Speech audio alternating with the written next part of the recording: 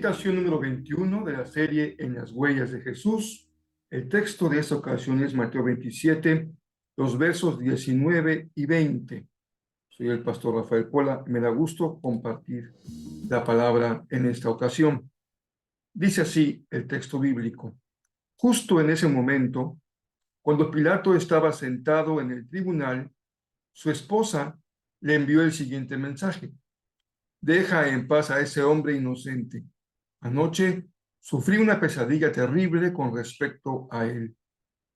Mientras tanto, los principales sacerdotes y los ancianos persuadieron a la multitud para que pidiera la libertad de Barrabás y que se ejecutara a Jesús.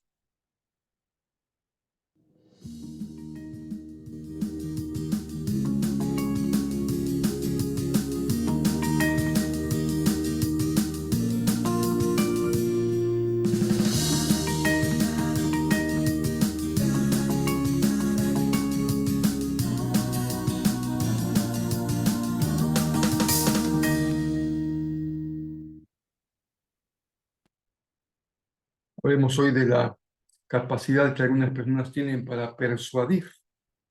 Cuando uno está aprendiendo la habilidad del ministerio de la predicación, sabemos que el propósito que tiene la predicación es persuadir al que escucha. Lo importante, la pregunta clave es persuadir ¿para qué? ¿Con qué propósito? ¿Cuál es el fin de esa persuasión? A diferencia de la violencia, la persuasión es un recurso que demanda habilidades. La palabra es un instrumento muy poderoso para convencer, para persuadir. Por medio de ella logramos inducir, mover, obligar a alguien o a algunos con razones a creer o a hacer algo. En este caso, las autoridades religiosas persuaden a la multitud a que escoja a Barrabás para que Jesús sea ejecutado. Así que el recurso que Pilato había escogido para dejar en libertad a Jesús se le revertió porque desde siempre la multitud es susceptible de persuasión, de manipulación. El poder de persuadir demanda un carácter íntegro y fines buenos, especialmente en el ámbito de la vida cristiana. La persuasión es una habilidad que puede y causa mucho daño si induce, en su caso, a conductas dañinas en las multitudes. Déjenme ponerles un terrible ejemplo. Se trata del suicidio de 918 personas en un remoto lugar de la Guyana el 18 de noviembre de 1978.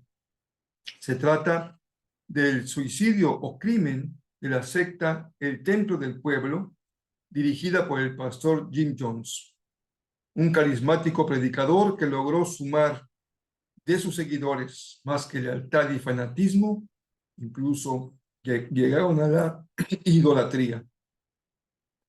Los ejemplos como este, lamentablemente, se multiplican.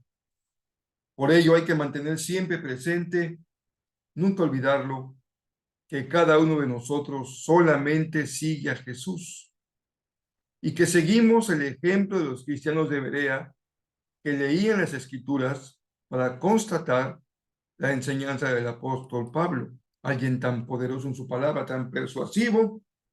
Justamente por eso, a más persuasivo, requiere más controles de los que escuchan. Dice el versículo 11 de Hechos 18. Los de Berea tenían una mentalidad más abierta que los de Tesalónica y escucharon con entusiasmo el mensaje de Pablo. Día tras día examinaban las Escrituras para ver si Pablo y Silas enseñaban la verdad. La mejor medicina para evitar la persuasión engañosa, la mentira, incluso la manipulación, es leer, estudiar y comprender las Sagradas Escrituras. Una iglesia como la nuestra se edifica sobre la palabra y resiste así los embates de los encantadores y manipuladores que encontramos asentados hoy en la internet y en las plataformas de las redes sociales con millones de seguidores día a día. Déjame ser muy claro. No basta que leas la Biblia. Ese es un primer paso, pero no es suficiente. Cada secta tiene detrás de ella un montón de textos bíblicos que justifican su mal proceder. Por eso es necesario estudiarla con disciplina y comprenderla. No solo es conveniente que seamos instruidos en sus verdades. Lo que realmente bendice es que se nos enseñe cómo estudiarla y cómo interpretarla de manera adecuada. Porque todos conocemos la práctica de las sectas que nos disparan una lista de textos que pretenden justificar toda clase de herejías. No debemos ceder a ese terrible defecto del carácter que se llama apatía, flojera para estudiar la Biblia. Debemos estar alertas para que la persuasión no nos conduzca por senderos equivocados y nunca olvidar que no hay otro mediador entre Dios y los hombres, solamente Jesucristo. Por importante, poderoso, que sea un siervo de Dios, un pastor, un maestro, los predicadores deben ser siempre evaluados de manera permanente a la luz de la palabra de Dios. Y los cristianos han de desarrollar una mentalidad crítica para poner bajo la luz de la palabra toda enseñanza, especialmente cuando aquello que escuchamos parece ir en dirección equivocada a lo que el Señor nos ha mostrado a lo largo de los siglos. La verdad no se inventó hoy, nos ha acompañado durante todo el tiempo en que hemos escudriñado las Escrituras. Por eso hay que poner mucha atención cuando se nos pide, se nos demanda, se nos exige dejar de pensar y solo obedecer.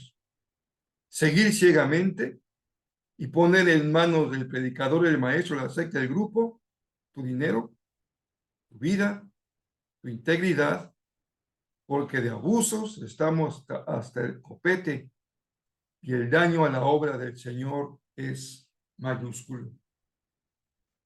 Hemos leído un ejemplo.